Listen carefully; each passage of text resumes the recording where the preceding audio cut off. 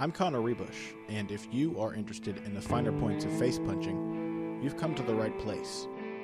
This is Heavy Hands.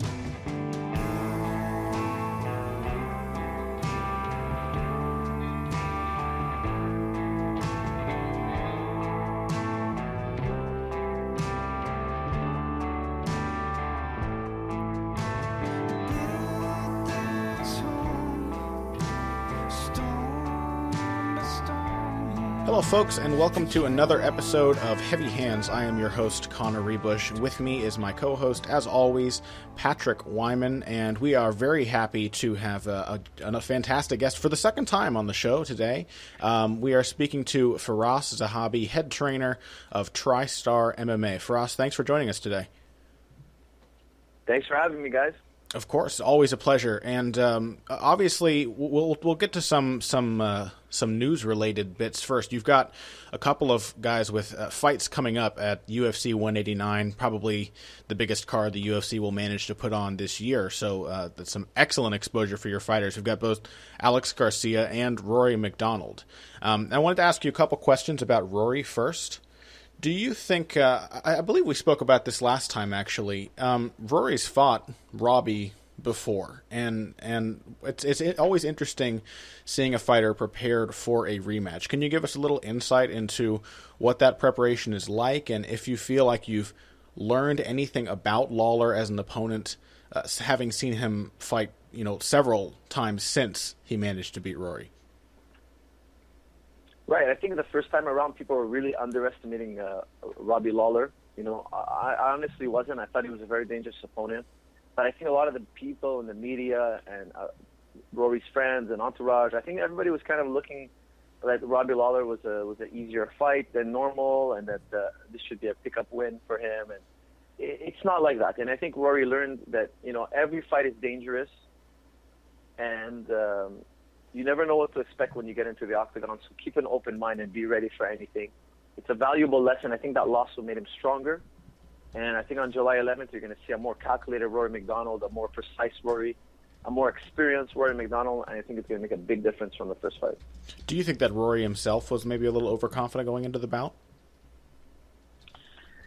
I think so. Honestly, I wanted to pull him from that fight because I thought he was too injured to fight. He had an injury. The doctor told me he shouldn't fight. It's very, very unstable. I don't want to get into the details, but he tore something on his body, and I didn't want him to fight. And he wanted to do it no matter what. And I said, okay, fine. It's your career, it's your choice. Do it. And no excuses. I don't think it made a difference in the fight. I think it made a difference in the preparation. He had to cut a lot of practices. Mm-hmm. We had to cut a lot of the sparrings out, etc. I think on fight night he didn't feel it because of the adrenaline, and you're in the middle of a fight and you're fighting, and that doesn't make a difference on that night. But I think he learned how important it is to prepare and not cut any corners. And there's no such thing as predictions in a fight. People always tell me predict. There's no way to predict what's going to happen. There's just no way until we get in there and do it. So for me, I think it was just a valuable lesson for all of us. And even in that fight, maybe lacking in preparation as Rory was, a lot of people probably, I think I myself surmised that had it gone on for another 2 rounds, had it been a 5-rounder instead of a 3-rounder, Rory very may well have won. He had a fantastic 3rd round, a really strong comeback. Do you think that, does the context of a 5-round fight drastically change the way you prepare for a guy like Robbie Lawler? Totally. A 5-round fight is totally different. It's a different pace.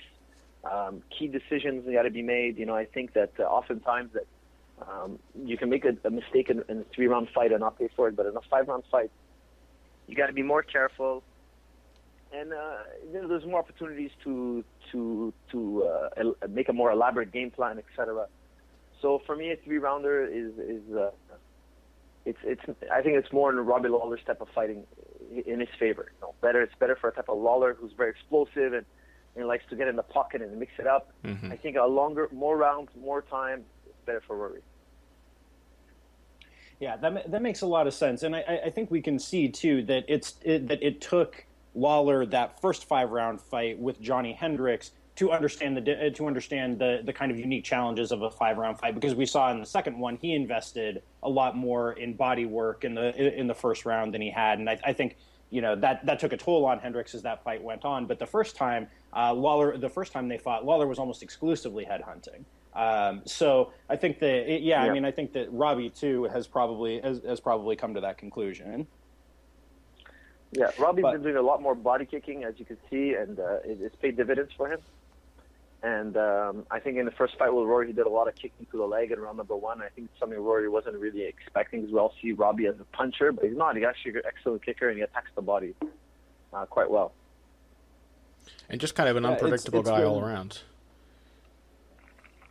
It's been interesting. It's been interesting kind of watching Robbie evolve, because he does a lot more things now in terms of rhythm. And in terms of changing speeds than he ever used to. I mean, it used to be firing off really, really quick power shots, and now he does a much better job of switching up his speed and switching up his timing to disguise those power shots when they come. Is that something that you guys have been able to work on and simulate in training, finding opponents who can, finding sparring partners who can do that for Rory? Yeah, definitely. We're definitely trying to replicate what Robbie does. In the gym, definitely. Now, how about Alex Garcia for us? Because we've got him fighting on the card as well. And you've been working. I mean, what time did you begin working with Garcia? At what point in his career? Oh, it's been years. I think he's been with me 6 years now. It's been a long time. And so, much like Rory, that's kind of like having a really athletically talented, almost sort of a natural mixed martial artist in your stable. And are there a lot of parallels between working with Garcia and working with Rory in terms of bringing up two guys from the very early stages of their careers, or has it been a distinctly different journey for Garcia? It's been a different journey because he has a lot of different attributes. He has a different character, a different personality. I would say Alex is probably the most, powerful athlete I've ever trained. He's extremely powerful. I always say this guy's not human. When I try to do moves on him, I'll be like, this guy's not human. And it's amazing how exceptional of an athlete he is. I mean, he's got the speed, explosiveness. He loves the fighting. He's tenacious. But his physicality is so impressive. Mm-hmm. And I've been doing a lot of technical work with him because, for me, there's not a lot of need for a lot of athleticism, training athleticism. I don't have to worry about that. The kid's incredibly athletic. And I think you're going to see in this fight a very technical, cerebral fighter who also has the other natural gifts of athleticism, which is usually we have to cultivate. It's very difficult to cultivate this kind of speed and power and athleticism. It takes years, lifting, drills. Not so much with Alex. He's kind of born with it. So I'm really, with him, the focus is mainly on technique. Whereas Rory, I got to juggle both, It was really interesting watching Garcia's last fight against Neil Magny, whom we all know now is really good. But I don't think he was getting all that much credit going into that fight. But Garcia still almost won that fight despite blowing out his knee in the opening minutes of the fight. Like, that's an incredible accomplishment to remain competitive over 3 rounds. The towel in. Really? It's incredible. I was going to throw the towel in after round 1. I mean, you guys saw when he took a step with his knee dislocated. I mean, his knee was wobbling. I can't believe he finished that fight. Like, I'm shocked. I even asked Alex several times, how the hell did you finish that fight? Because standing up, he couldn't walk, and on the ground, he couldn't sit up. He couldn't posture.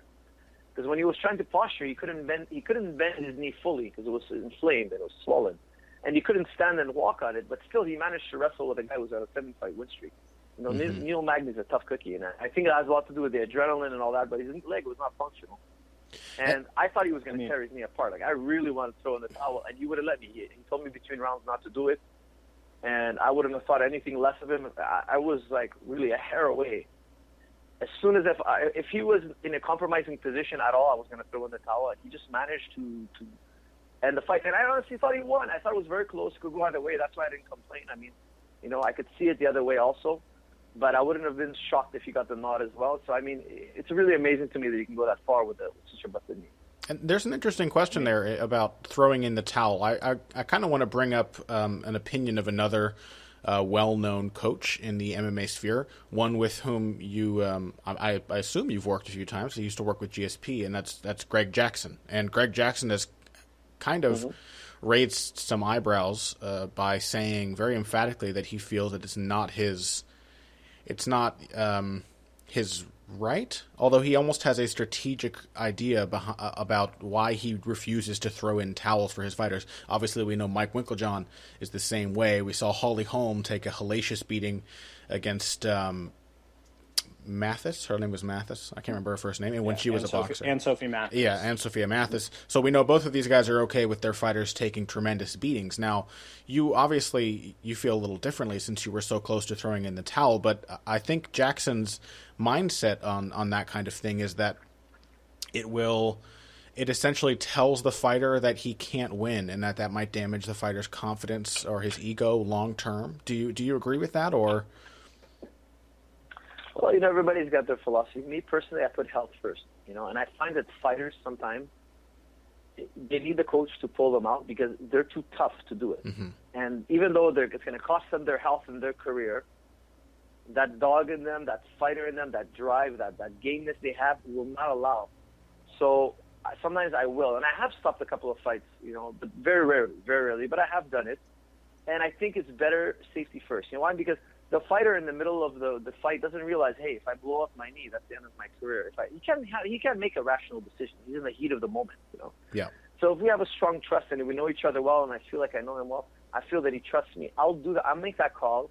I'll take the pressure off him. I think there's something to be said for safety. Safety first, protecting the fighter even from himself. But don't get me wrong. I don't throw the towel in for no good reason. You got to be on the brink of disaster for me to do it. And I think if we could avoid a disaster and avoid a possible surgery or, delaying your career, et cetera, you'll make less money, you'll be less successful if you don't bow out sometimes. It's just the way it is. And then I got to make that tough call. It's not easy, though. Yeah, at UFC 188 rather, Trevor Whitman stopped a pretty bad beating that Nate Marquardt was receiving at the hands of Kelvin Gastelum, and received a lot of praise from the MMA community for being willing to throw in the towel to save his fighter. And it was almost, it raised the question to me at the time, having been reminded of Greg Jackson's comments, that it may in fact be better for the fighter's ego as well to stop the fight. Because as you said, sometimes a fighter may want to quit. I mean, it seemed like Nate Marquardt wanted a way out in that fight, but had too much pride to do it himself. And so rather than the towel throw telling him you can't do this, it seemed like the towel throw was saying, like it almost is.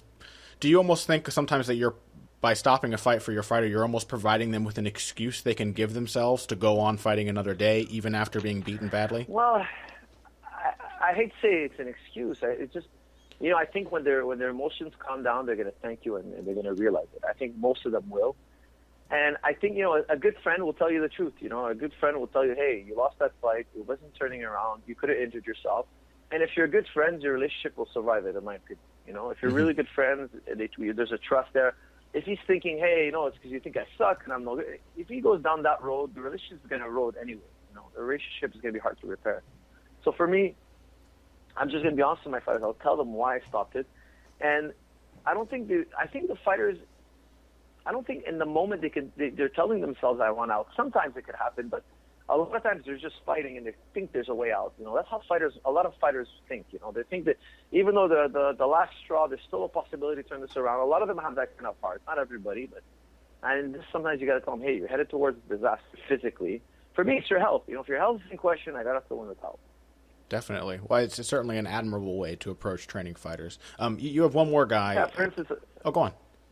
Sorry, go ahead. No, go on, please. please. I was just giving, for instance, like Rick Hahn, he fought for the Bellator title against Lima. He was getting kicked, and I was thinking, hey, his knee is going to get torn. There was no possibility, in my opinion, of a comeback. It was a disastrous moment. The referee wasn't stopping it. I stopped it. And sometimes I feel the referee's taking too long to stop it. I have to stop it. It's just one of the rare instances where I have to step in. But at the end of the day, did I have a dispute with my fighter? Not at all. Not at all. Was he willing to die in there? Yes, he was. Did I have to save him from himself? I believe so. Sometimes you got to step in and you got to protect it. You got to treat it like it was your family. What would you do if that was your brother or son or what would you do? I think you got to think about it like that.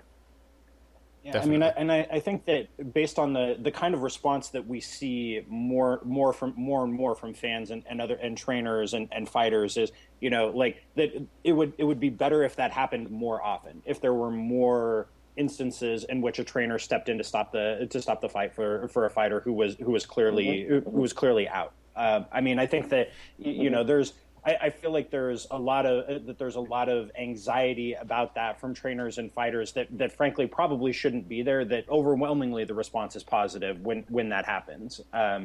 But kind of switching gears a little bit, you've got another guy coming up coming up in the middle of July. You've got Joseph Duffy. Who fights on the Scotland card July 18th. I'm kind of an interesting contrast with a guy like Alex Garcia, who you've been training basically since the beginning of his career, because Duffy came in with a great deal of experience. He had a win over Conor McGregor. He had a career as a professional boxer.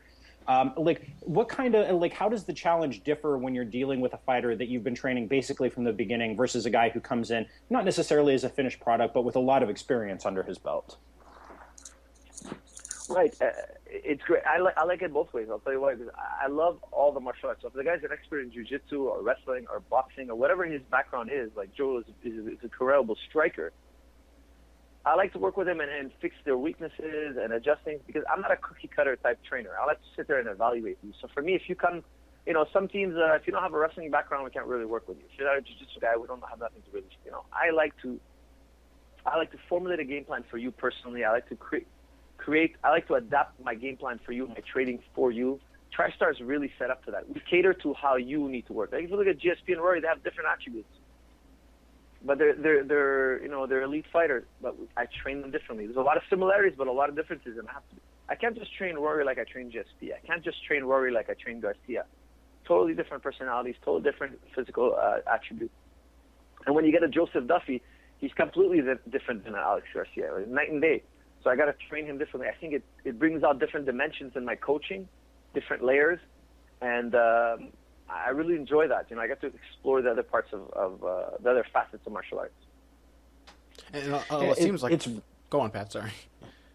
Oh yeah, no. I mean, it's really those of us who have been following Duffy for a while were really stoked when he came to work with you because for exactly that reason that there are things that he needs to work on and that he has needed to work on in terms of his wrestling and in terms of just in terms of getting ready for the kind of competition that he was going to face in the UFC. I mean, a tremendously talented guy. But and especially too because of the way that his boxing style meshes with your thoughts on the jab and all of that. I mean, it seems like a really, really good match. I mean, how are you feeling about him as he's getting ready for this fight? Well, I've been focusing a lot with him on the wrestling and jiu-jitsu, a lot, because I really believe that if his jiu-jitsu and wrestling is more powerful, more seasoned, he's going to let those strikes go more freely. I mean, I always find that guys who are good strikers, who are worried to get taken down, they don't strike as much. They think twice before they land the shot. Whereas a guy who's, a guy like GSP is like, hey, you want to take me down? Go ahead. It's going to backfire on you. He can throw all he wants. He doesn't have to worry about the takedown, really. And if he does get taken down a few times, he'll get up in seconds. Having that as a backbone for your striking is so important. So I always tell people, if you want to become a really good striker, you got to have a really good guard and a very good defensive wrestling. If you really want to be an elite striker, and you look at all the best strikers, they're either really good at their backs or they're good wrestlers.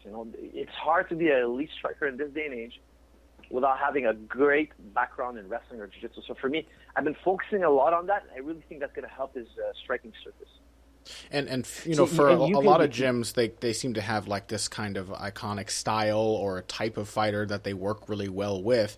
And, we just mentioned before that TriStar, you do a very good job of catering those game plans toward people. Would you say that maybe the sort of a fundamental concept of TriStar fighters is keeping initiative, like not having to worry about what the opponent might do to you and basically keeping the upper hand at all times?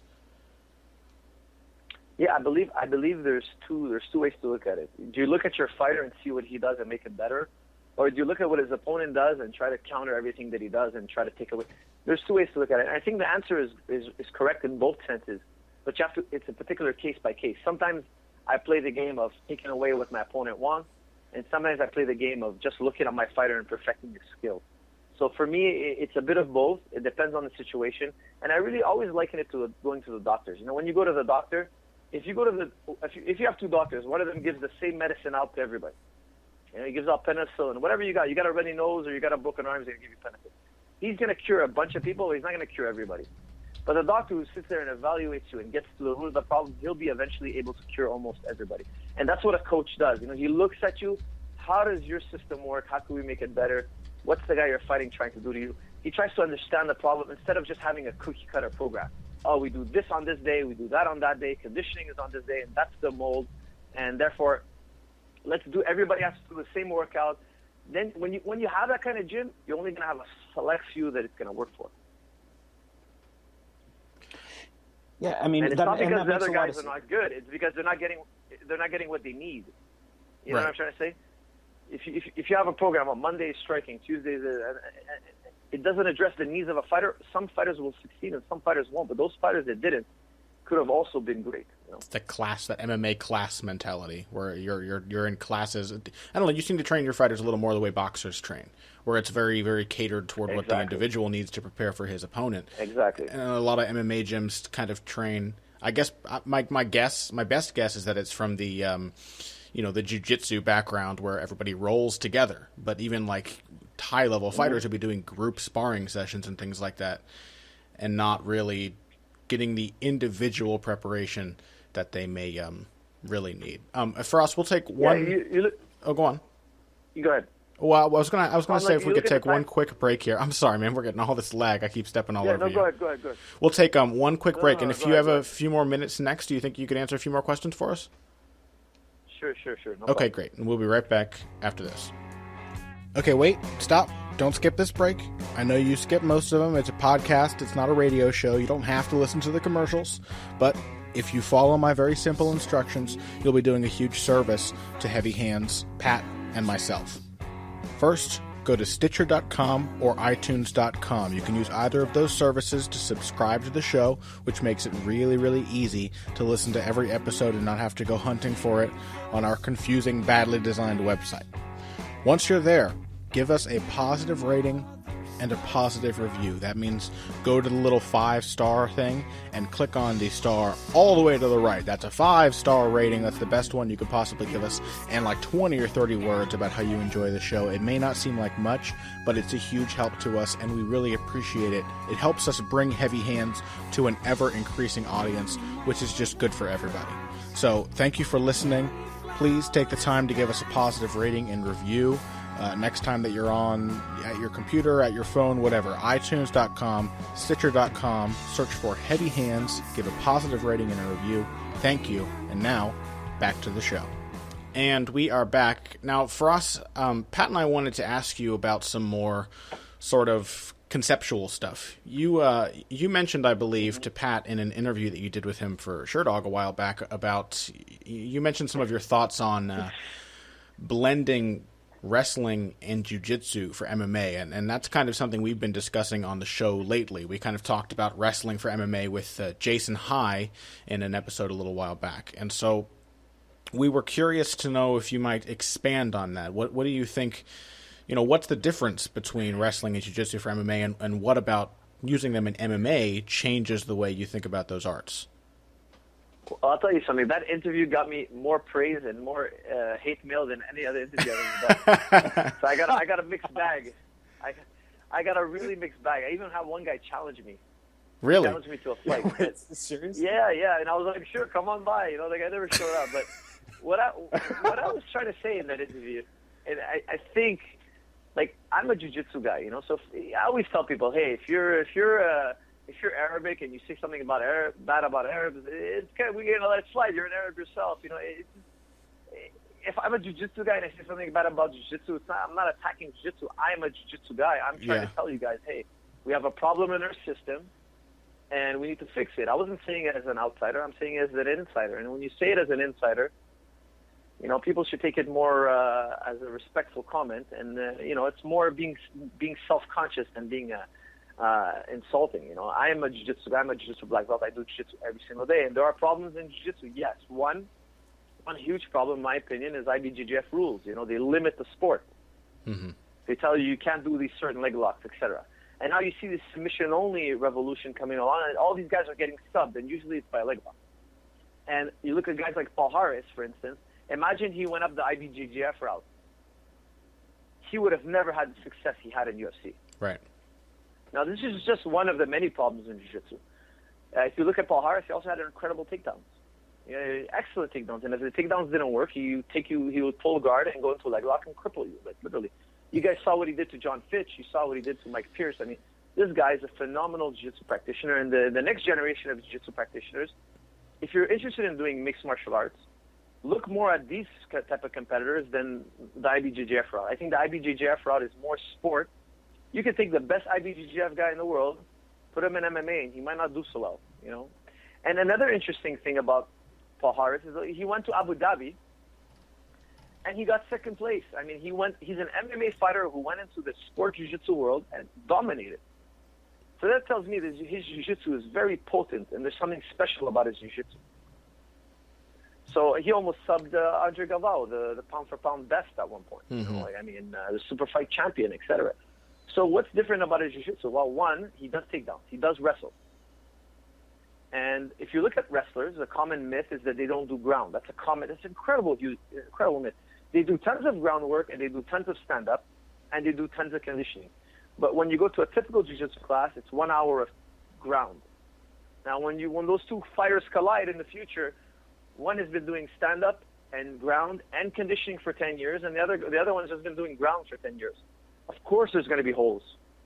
TriStar Jiu-Jitsu program is wrestling, jiu-jitsu, leg locks, all mixed into one, just like how the wrestlers mix it up. Mm-hmm. You know, wrestlers don't do 1 day of ground, 1 day of stand-up. They don't do that. They work on what they need. Some days they work more ground, some days they work more stand-up, and there's always conditioning after practice. So for me, we just got to take what the wrestlers do, and instead of using wrestling, pure wrestling, we mix our jiu-jitsu with the wrestling, and we'll fix all the problems with the jiu-jitsu. And if you look at all the elite jiu-jitsu practitioners in MMA, like Damian Maia or Jose Aldo, you can't say that they don't wrestle. You know, absolutely, they do. And they blended the two together, and their jiu-jitsu works just fine in MMA. Mm-hmm. And they're both very capable wrestlers, both positionally and in terms Absolutely. of takedowns. Absolutely, and I think it's a myth because a lot of people think, oh, you won a IBJJF tournament, your jiu-jitsu is amazing. It's great for IBJJF. It's not necessarily street or combat effective, so to speak. Mm-hmm. So I think we need to just separate those. When guys come into MMA and they have all these IBJJF accolades, it is something. It's definitely a great asset, but did they learn how to convert it to combat sports? That's the question. Now, some guys will and some guys won't. So it's still, if a guy has a background in IBJJF, in my opinion, it remains to be seen what he can do with that jiu-jitsu. Can he convert it? You know, like one classic example I always give out is Damian Maia. He converted his jiu-jitsu. You know, he's won. Think about how incredible his jiu-jitsu is. He won Abu Dhabi. He's won world in the gi multiple times, and he's also fought for a world title in MMA. So I mean, the guy's a very accomplished grappler. I think we have to look at what he does, and he solved the problems in jiu-jitsu. Yeah, I mean, I think one of the things that was really striking to me when I interviewed you and we were talking about this was the issue. One of the issues with jiu-jitsu guys being that the second the fight hits the ground, they expect the other guy to start playing jiu-jitsu with them, and that one of the ways that you train your fighters is to break that assumption that the second that they hit the ground, they don't have to start doing jiu-jitsu. The second they're on top, they can't assume that the other guy is just going to stay there, that they have to either actively control or actively get back to their feet, depending on whether they're on top or on bottom. Yeah, I love the wrestling rules. You know, in wrestling, when you go in a referee's position, if the guy escapes, he gets a point. Like, you cannot let the guy get up. And if you look at their matches in wrestling, they're so exciting. You know, the matches in wrestling are 2-3 minute rounds or 2-minute rounds, depending on the rules, etc., depending on the style. But the match is action-packed, and sometimes you get these 20-minute-long, boring jiu-jitsu matches. Why? Because the rules are no good. In my opinion, if you're in the guard, and I'm passing your guard, and I'm actively trying to pass your guard, I shouldn't get penalized. But if the guy on the bottom is able to get up, he should be rewarded of some sort. Either like if I'm on top of you and you get up, I should have to go on the bottom, and you try to pass my guard now. Because if you got up, it's because I wasn't trying to pass your guard. I wasn't applying pressure on you. And that's how we roll at TriStar Gym. You know, at TriStar Gym, if we're rolling and I'm on the bottom and I get up, Now you have to go on the bottom. Why? Because that tells me, hey, that guy would have got up in a fight. You didn't put enough pressure on him. You didn't control him. Because when you go in MMA and you take a guy down, the guy's not trying to play guard. He's trying to get back up. But you're not trained to hold him down. You're trained to pass the guard. So I didn't really prepare you for this fight, did I? If I didn't teach my fighter how to hold someone down or how to get up, my jiu-jitsu is also lacking. And wrestlers learn how to hold people down and learn how to get up. So, again, they have an edge. Again, in that regard, they have an edge. And we're seeing kind of a new era in effective ground striking in MMA, too. And GSP was kind of at the forefront of that. And, you know, GSP was very much a controlling grappler and used his control to facilitate some pretty devastating ground and pound. He was an excellent attritive fighter from top position. And you know, Pat and I were talking about this recently on another episode. We've been trying to make an effort to understand ground striking, ground and pound. And I know that you approach it scientifically, which I think still a lot of MMA fighters do not. They kind of just see it as an ancillary thing. But my question is do you think that wrestling ends up at a certain point being, you know, when fighters are now so compelled to get up from the bottom, does wrestling become more important for effective ground striking than jiu-jitsu? Well, yes and no. I think they both lend something very important. But jiu-jitsu, in my opinion, because it's less restricted by the rules of wrestling, it should be even superior. Like I've innovated a lot of new ways to hold a guy down. There are maneuvers that are kind of wrestling, kind of jiu-jitsu. They're hybrid maneuvers. And I think this is going to be the future, because in the future, kids are going to grow up wrestling and doing jiu-jitsu. And they're going to create all this type of blend, this synergy of these two arts. And you're going to see a whole new way of holding people down. Because don't forget, a lot of times I have to hold the guy down and he's flat on his back. Now in wrestling, this is never the case, because the guy will be pinned, right?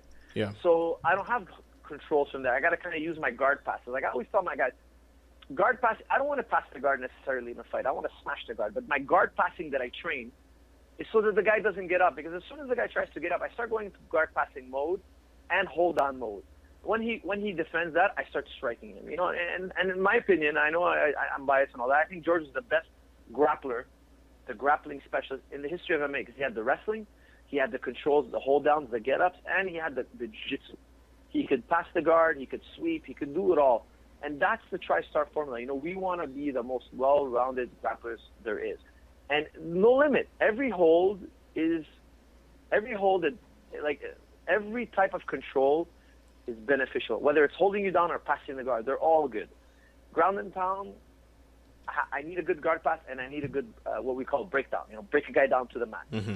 If you can't break a guy down to the mat, he's going to get up. If you can't pass his guard, he's going to sweep you or submit you and then get up. He's going to threaten you so much with his sweeps and submissions that he'll be able to get up.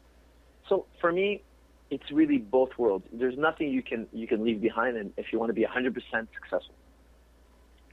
Yeah, I mean, I think that's really, really interesting that we're starting to see a whole generation of young fighters. I mean, guys like Alex Garcia and guys like Rory and guys like, I don't know if you've watched him at all, Mirsad Bektic from American Top Team.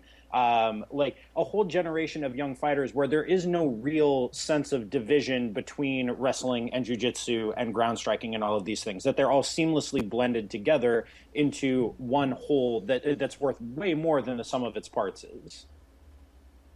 I agree. When they're working together in combination, it's a very difficult thing to deal with. And that's why I think GSP was really the first guy. I mean, who else was that well-rounded? And he was the first guy who you could say could do it all: striking, standing, jiu-jitsu. And even his jiu-jitsu, even his groundwork was a blend of wrestling and ground and pound and jiu-jitsu. Mm-hmm. I mean, he was just so well-rounded in so many different aspects that I think he was really the first guy we could say, hey, you can give this guy an A+ in all the categories. And speaking of GSP, and you mentioned breakdowns before, I'm thinking now of his fight with Nick Diaz, right towards the end of, well, we don't know if George is officially retired or not, but right towards the end of his career as it is so far. And, that fight was notable for three things to me, especially having now gone back to it with a kind of an eye for the use of wrestling to initiate ground strikes as well as control. And that was the rides that GSP was using, to counter the jiu-jitsu of Nick Diaz, and the breakdowns he was using to flatten Nick Diaz out and put him on his back where he could then pass guard or, wind up in a nice control position. And the fact that both of those facilitated strikes because George was up on top of Diaz when Diaz was turtled, up on his toes, keeping him in position, and it made it really easy to sneak in those little punches under the armpit, around the shoulder.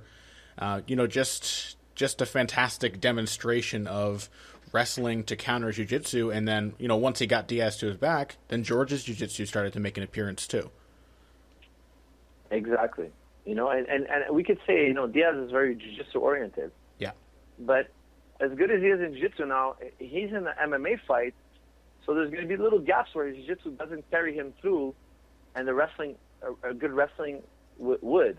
And George didn't have any gaps. George, if it was in the wrestling, the 4 points position, on the waist, gut wrench, he was fine. He's experienced there. Then when you broke him down, he's totally fine. He's not out of his element. He understands his position.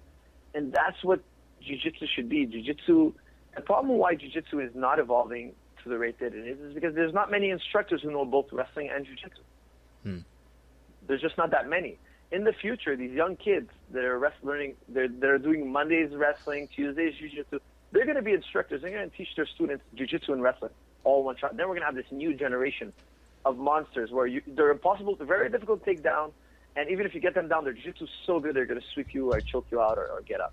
And that's what we do at TriStar. TriStar, it's wrestling and jiu-jitsu mixed together.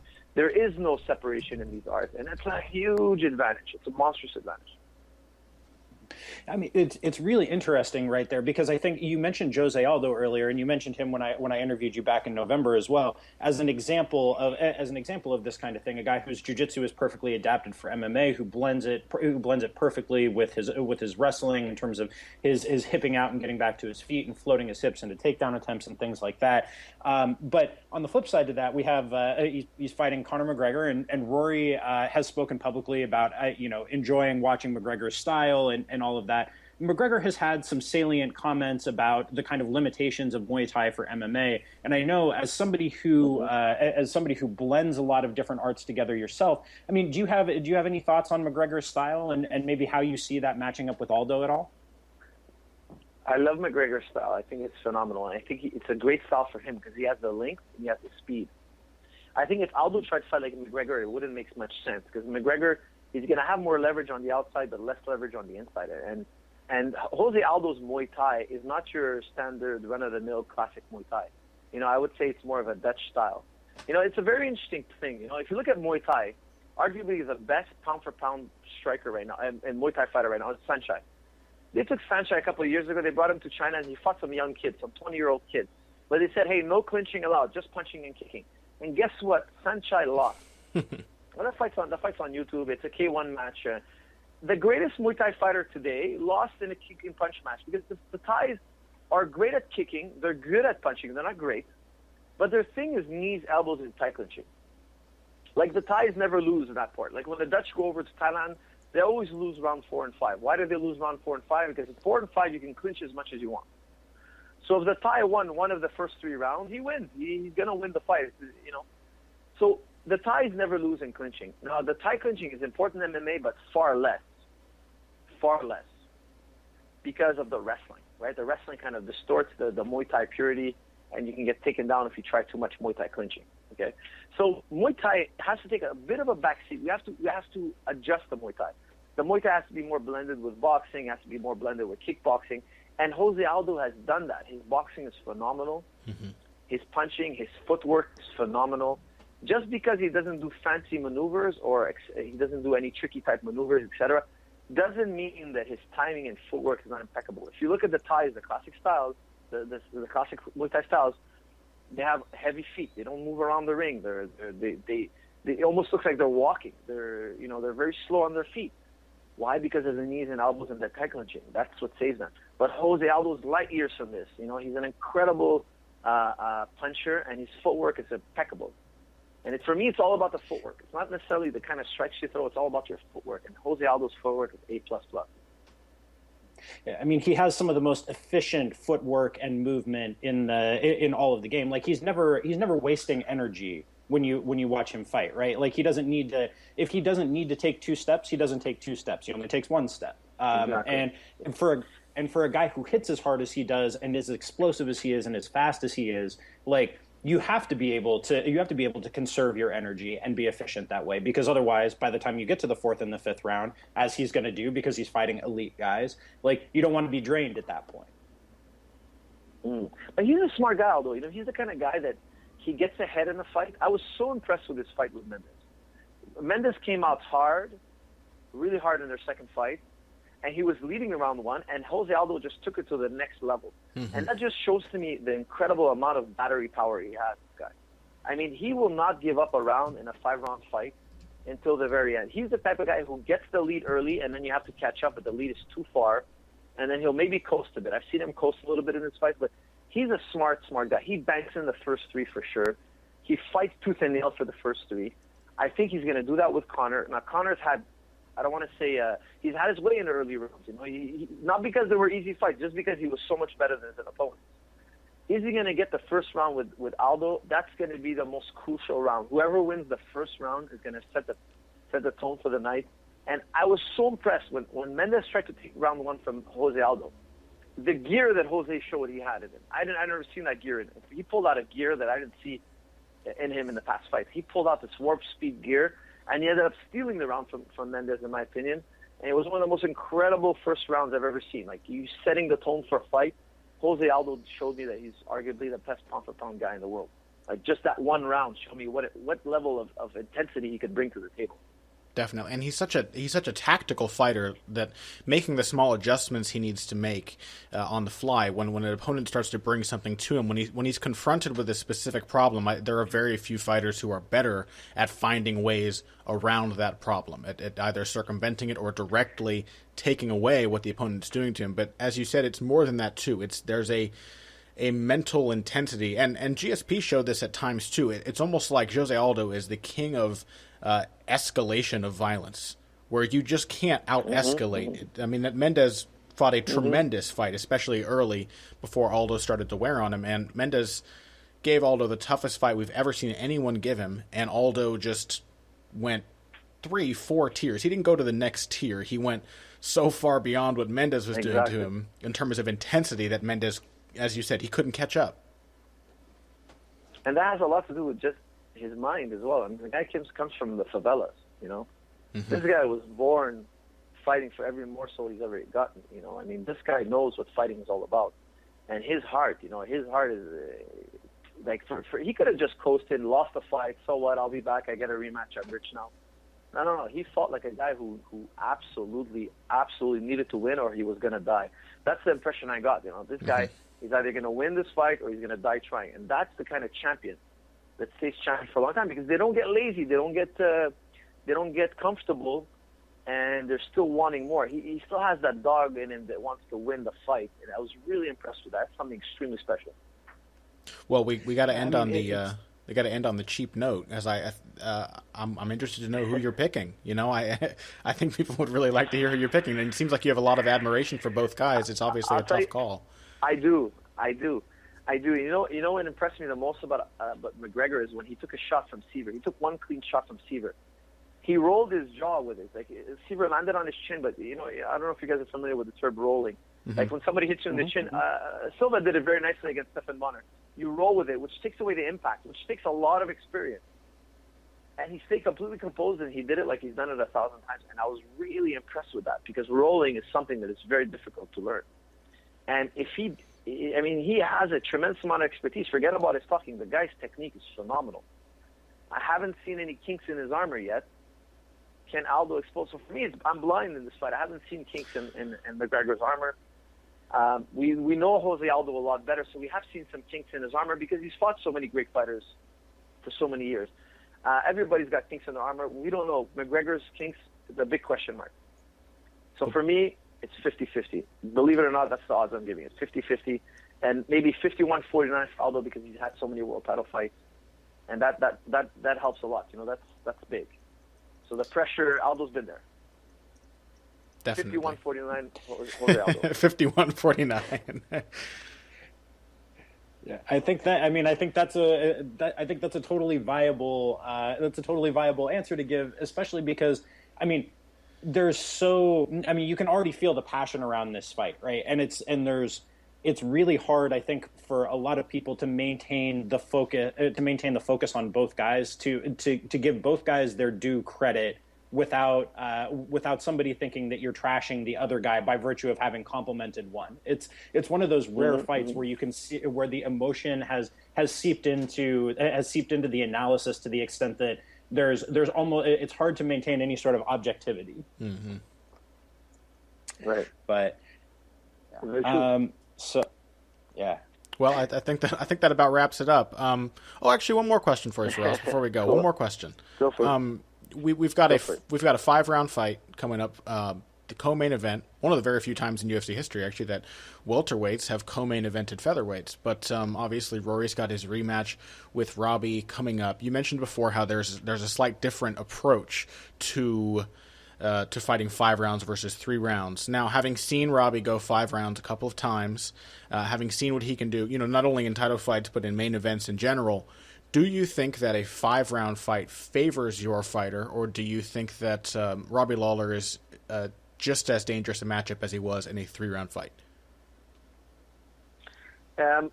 Traditionally, explosive fighters have a harder time with longer fights. Traditionally, if you look at Mike Tyson, he did great in the earlier rounds. He would start to get wear out later on. So if you're the explosive power puncher, usually you want it to be short and sweet because you want to trade blows. You want to force the guy to trade with you because he's running out of time. And you can get ahead like that. So, in my opinion, the more explosive the fighter, the better it is. The shorter the fight, the better it is for the explosive fighter. So for me, Rory's very explosive, but he's also more of a sniper than Robbie. I prefer the five rounds, 5 rounds of 5 minutes, because the more time, the more it helps the longer fighter. Okay. Well, we appreciate your thoughts and your time. Sorry again about all the lag issues that we've been having here. Not at all. But anytime you want to come back on the show, of course, anytime you want to come back and talk to us, you're more than welcome. I could listen to you talk about martial arts all day long. So we really appreciate it. Thank you. Thank you. Okay. I wish my wife felt the same. I think that's a feeling probably all of us can sympathize with. I think we probably all have significant others who have learned to hate MMA over the years. Exactly. All right. Well, thanks again. Guys, very appreciate it. Let's stay in touch. Yes, of course. Thank you. Bye. Thanks. Ciao. Bye. Okay, so here's another way you can help us out. Go to your couch, lift up the cushions, and scrounge around in the creases for change, lint, like bent paper clips, like a thumbtack that you stab your thumb on and then you scream alone in your living room. Throw all the stuff out except the change.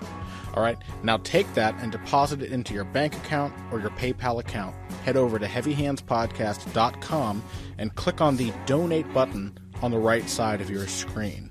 Whatever money you just found, which you weren't using anyway, send it to us, all right? Because Pat and I will use it. That money helps us keep this show on the air and free of charge, which is great for you. It's great for us because that way we're making a little bit of money.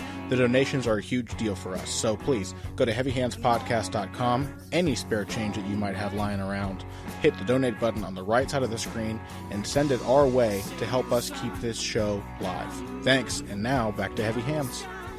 All right. So thanks again to Firas Zahabi for coming on.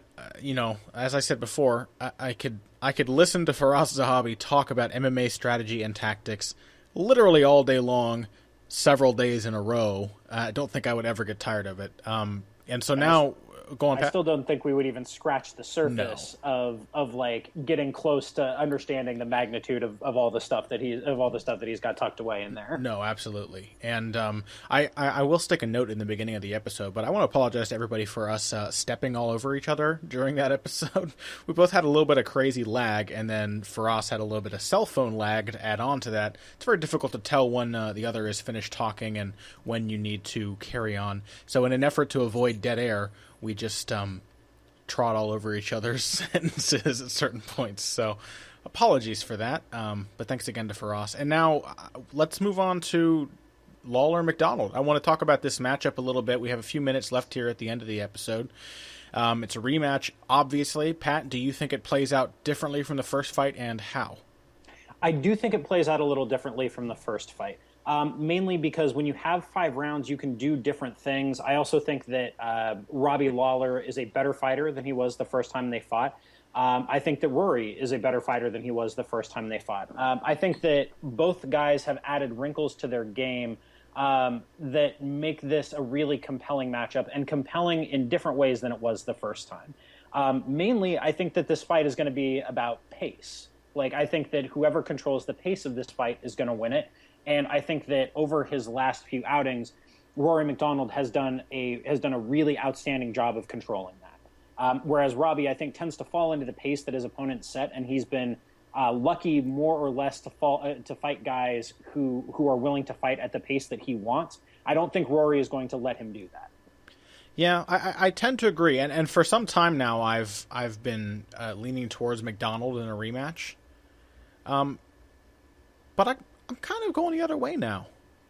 I really kind of think that I may favor Robbie, and I may be reading too much into tactical things here, and that the whole fight. I mean, obviously, I think that Rory can fight at his pace for longer than Robbie can. I think we saw that in the Hendricks fight, especially when the wrestling comes into it.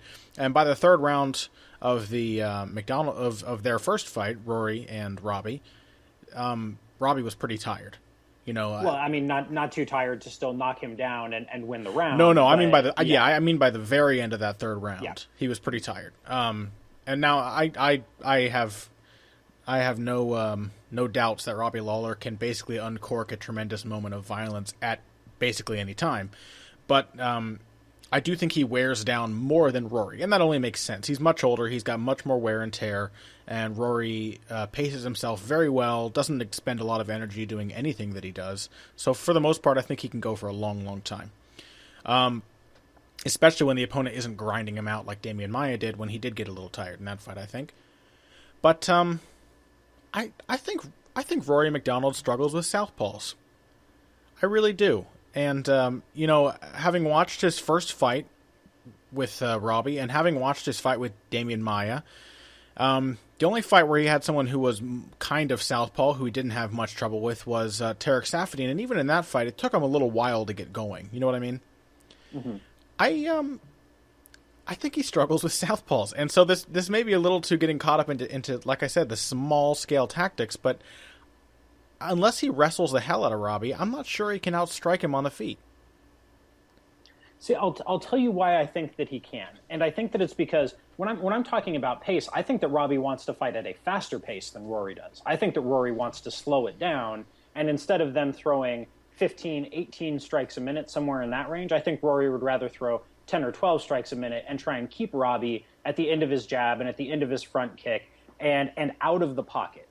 Rory does not want to be in the pocket with Robbie, and that was basically the only time he really had himself in anything like resembling trouble in their first fight, when he got himself knocked down, is when he stood in front of Robbie for just a minute too long. He let Robbie sneak in a big combination of punches there. But for the most part, Rory completely shut down Robbie's punching game.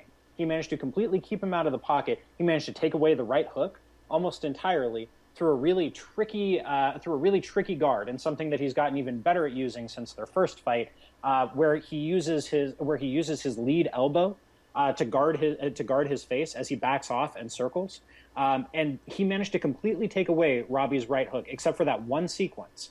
Robbie landed exactly one right hook in that entire fight, and the left hand too. Rory is a couple inches taller. He's a few inches longer in reach. And Robbie repeatedly came up short on that left hand. If you're not willing to fight with Robbie in the pocket, then I think he's gonna have a little trouble getting to that spot on his punches. Now, Robbie was able to make that up in their first fight by through kicking more and then exploiting that one real moment where Rory screwed up. Over 5 rounds, I think that makes variance and chance less of a thing, and over 5 rounds I like Rory to do basically the same thing. Thing is I think Rory tends to do well, and I agree with you that Robbie struggled to find his range on those punches. I think Rory struggled to find his range too. I think he unequivocally lost the first round of that bout. I don't think it was even close, actually. Really all that Rory had going for him were these kind of awkward front kicks that I don't think really ever do a lot of damage. They're more of just kind of a, stay on the end of this kind of strike. It doesn't require a lot of body commitment, so he likes to throw them. But, he had Robbie at range, but he didn't really seem to be able to do anything. I think that Rory kind of fell under the spell that a lot of orthodox fighters do when they face a southpaw and they're a little unfamiliar with it. And he really thought that all he had was that right hand. He gave up the jab, which is one of his best techniques. I think everybody can agree that Rory MacDonald has an excellent jab. And then some of the little technical holes in his boxing game started to show too. While, Joe Rogan was basically going on the entire fight talking about how Rory is more technical and Robbie is grittier. Robbie's pretty astute when it comes to sneaking in punches and exchanges. And I don't think that Rory really allowed Robbie to close the distance in that fight. I think that Robbie just started working his way in through sheer pressure. Robbie knew that he could throw a left hand and come up short. He wasn't really going to get countered, and then he could come in and try it again, and then come in and try it again. Started mixing up uppercuts and right hands. He actually ended up catching, with the punch that knocked Rory down was a little left uppercut. Oh, you hear my cat knocking shit over in the background there. Was a little left uppercut in the pocket while Rory was trying to throw the same left hook that knocked down Tarek Saffiedine a couple fights later for him. And Rory let his head drift over that lead hip a little too long. He left the right side of his jaw open. And I just don't know that... I don't know that Rory can hang out with Robbie in the pocket, and I don't know that he can avoid it. And then the fact that Robbie was crafty enough to beat him at range for a round, I don't know. I just kind of... I have a lot of difficulty seeing Rory tactically outthinking one of the best tactical fighters in the UFC. I'll tell you why I think that he can, because I think that Rory tends to learn. Rory learns from his mistakes, and we know that Firas learns from his mistakes. Oh yeah. And so instead of, I think that Rory will minimize his exposure in the pocket, but I think that we'll see him countering with a lot more. I think we'll see him doing a lot more in terms of reactive takedowns in that space than he did in the first fight. Rory's game seemed a lot more disconnected than usual to me. Yeah. In that fight, I can agree with that. He wasn't striking into takedowns. He wasn't really doing a lot in transitions. When he managed to get in on Robbie's hips, he did some of the best chain wrestling we've ever seen from him. But he just didn't get there very often. And I think that he's going to be able to do that in the second fight. I don't know if I'm making a convincing argument here. I certainly don't think that Rory should be as much of a favorite as he is. I'm kind of blown away. He's minus 175 right now, and Robbie is plus 155. It's a little shocking to me. I'm very surprised by that, particularly because I don't really understand the basis for why Rory should be the favorite, aside from the fact that he's younger and has presumably less wear and tear. I haven't seen the kind of dramatic improvements that would make since the first fight that would make me think that that's the case. If anything, I think that Rory should be a small dog here. But with that said, I do like him here. I think that Robbie is going to have trouble getting into his particular space. I think that Rory is going to fix the issues with his jab. I think that he'll put his transitional game together better. And again, I think that a lot of the success that we've seen from Robbie has come when guys are willing to fight in his space. And I think that if there's anything we know about Rory, it's that he's not going to be willing to fight in your space for longer than necessary. And with regard to what you're talking about, Connor, I think that you're kind of forgetting the second round of that fight where Rory really got his striking game going again on the feet. Yeah, he really got his game going at range. He got his front kicks going. He got his round kicks going. The right body kick was devastating for him. Yeah, I mean, he landed his right hand over and over. He did get his jab working in that round. I think that he can do that for longer. And if he hadn't gotten caught in the third round, he was well on his way to winning that. He was well on his way to winning that. The first round too. I mean, I don't know about that. In the third round, Robbie came out and cracked him pretty much right away, and then had him pressed. I know he wasn't landing a lot, and Rory's an awkward kind of guy to land on, just with his movement, his frame, the reach advantage, and everything. Even if he just posts out his lead arm, but I do think Robbie was winning the third round, and in fact, that flurry of elbows that I remember being so impressive from Rory at the end of the round. didn't really land either. I do see what you're saying. I absolutely see what you're saying. And do you think perhaps that Rory was just really flummoxed by how many kicks Robbie Lawler was throwing? I think that he was flummoxed for a variety of reasons going into that fight, and I mean some of which we got into with Firas here when we were just talking to him. I think that Rory maybe took Robbie a little lightly. I think that that's part of it. I think that we didn't see the kind of volume that we're used to seeing from Robbie or from Rory in that fight. Like, you know, in every one of Rory MacDonald's fights since then, he's picked his spots, and actually even before that too, he picks his spots where he throws these nice long combinations, where he sits down on his punches and he really digs in and throws 4, 5, 6, 7 shots at a time. He never did that against Robbie. I'm not sure if it was because he didn't want to exchange. Well, he tried to in the third round and got dropped. Like, that was the first time he decided he was going to have... I mean, and it made tactical sense. The thing is, like, at a certain point, if the guy... Because Robbie was really cranking up the pressure. He was marching Rory down and had started to fight off his takedowns as well. And so he, you know, obviously, Rory made the very smart decision. He said, I got to sit down in some punches and scare this guy off a little bit. You got to teach him a lesson. And he got dropped. And he was getting hit before that. But think about the difference there. That's an entirely different context for sitting down on his punches and throwing a combination than we usually see from MacDonald. When do we usually see MacDonald sitting down and throwing a combination? Well, he's usually pressuring and he has somebody on the end of his jab, but I'm not sure. You think Robbie's going to let him pressure him? Basically, the most of that first fight was Robbie walking forward when he wanted to walk forward, because Rory manages distance very well, but I'm not sure he controls distance so well. You know, like, if you move forward, he's going to move back. If you move back, he's going to move forward. He wants to maintain the same kind of distance, but he doesn't necessarily fight for a preferred distance all that well all the time.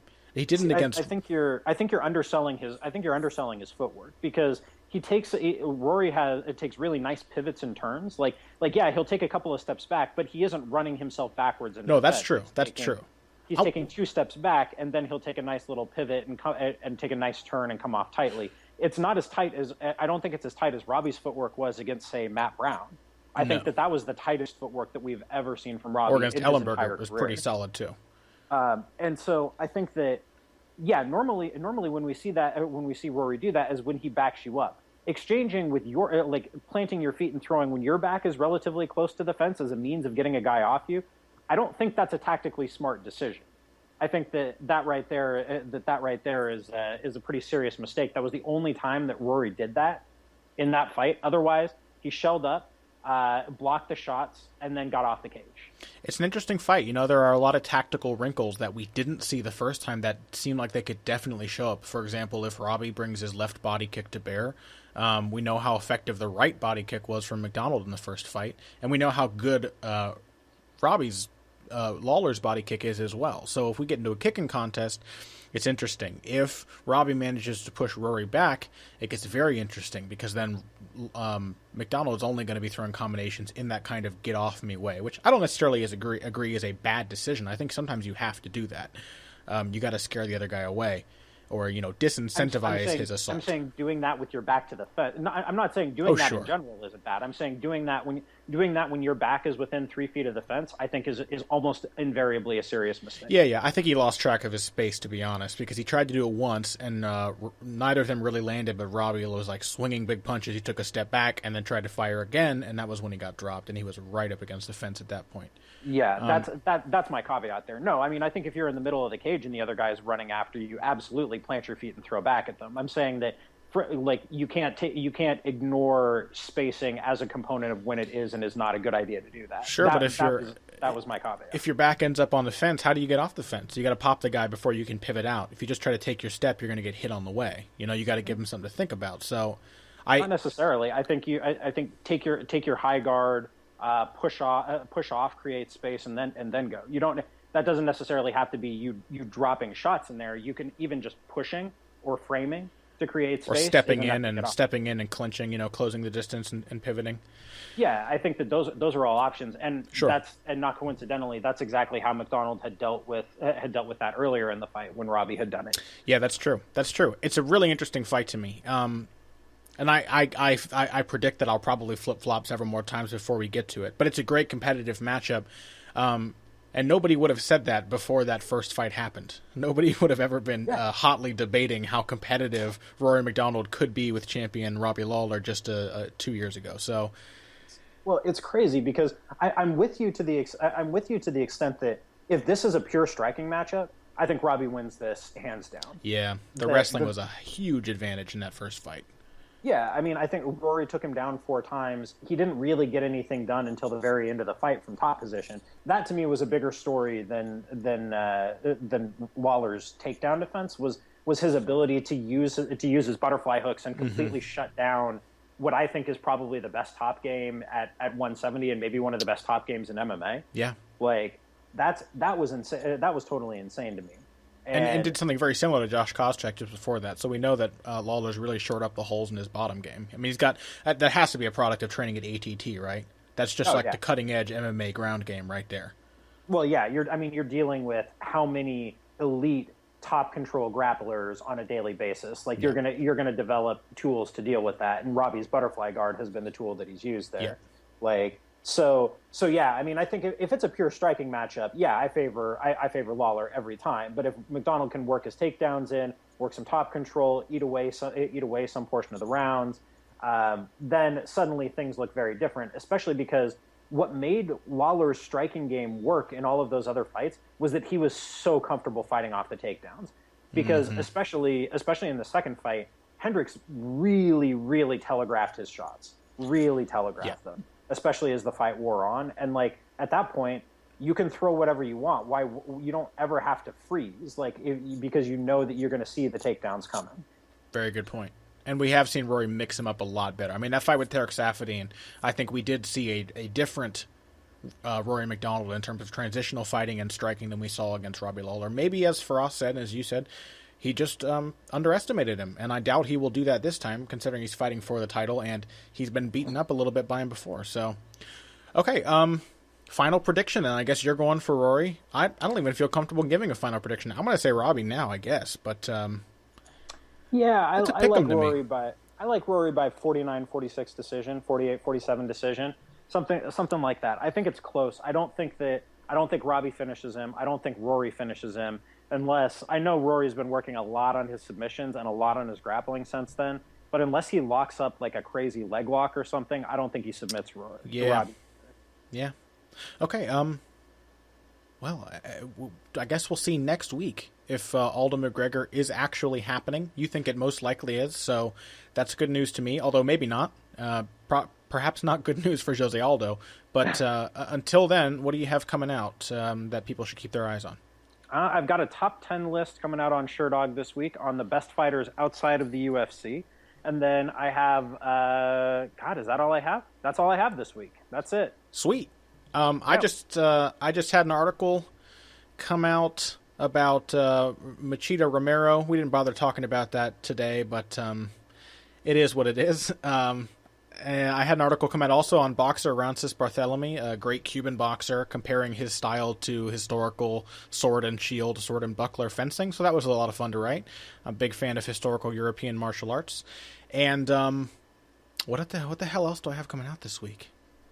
I'm frazzled today. I'm my brain's still caught up trying to think through Lawler MacDonald. All the possibilities.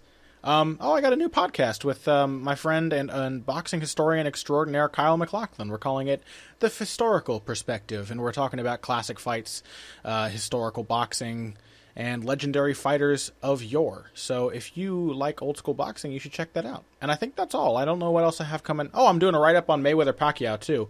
I'm finally giving my final thoughts on that fight and what happened, and talking about Mayweather's specialty of bullshitting the judges and the audience. So that should be fun and generate a little bit of controversy too. So until next time, thanks again to Firas for coming on the show. I've been Connor Rebush. This has been Patrick Wyman. You can find us on social media. I'm at BoxingBush, B-U-S-C-H. Pat, your Twitter handle? At Patrick_Wyman. And if you have a longer request, question, or suggestion, you can send that to our email, which is connor@heavyhandspodcast.com. You have questions you want read on next week's show. I'm sure there are lots of them bubbling in your guys' heads as pertains to Aldo McGregor or potentially Mendez McGregor. Then you can also send this to us on Twitter. And make sure we don't miss them by tagging them #HeavyBagQuestions. So until next time, thank you guys for listening. Thanks for the 50th time to Firas. We really appreciated it. And if you came here today for the finer points of face punching, you came to the right place. This has been Heavy Hands.